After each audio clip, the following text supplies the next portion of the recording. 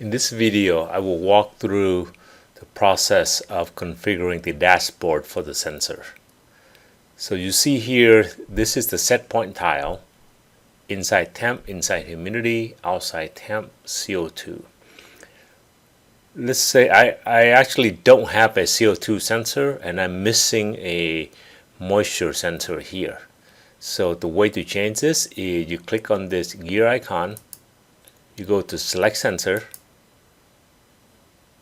and there's different sensor here, right? Inside sensor, you see these four are checked.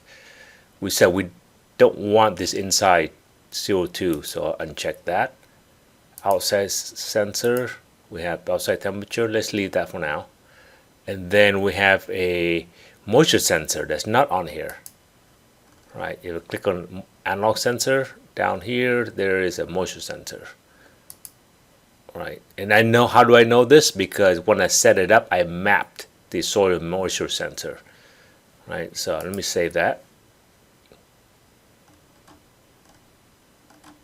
Okay, when that's saved, then I will go back to zone 2. There.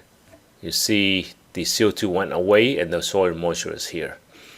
But let's say I want to reorder this a little bit. Let's say I want the soil moisture sensor to be up higher and swap these two.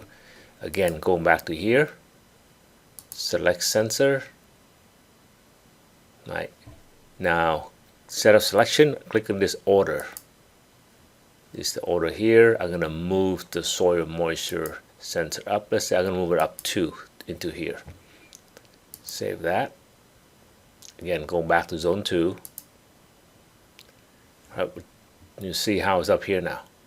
Okay, and you can move these sensor tiles around. So earlier I said, how do I know that the soil moisture 1 is there? Because I mapped it. So see that? Go in this gear icon here, select input mapping and Pearl mapping. You see a lot of maps in here for the sensor. If I scroll down, soil moisture 1 is mapped to board 3, the 5th input. Right, that's how I know.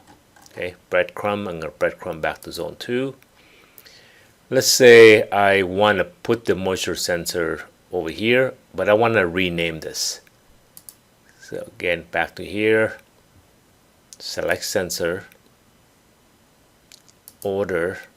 I want to keep my humidity and temperature together for inside soil moisture sensor here. Go back selection, go to analog sensor, find soil moisture sensor. If I right click on it, rename sensor.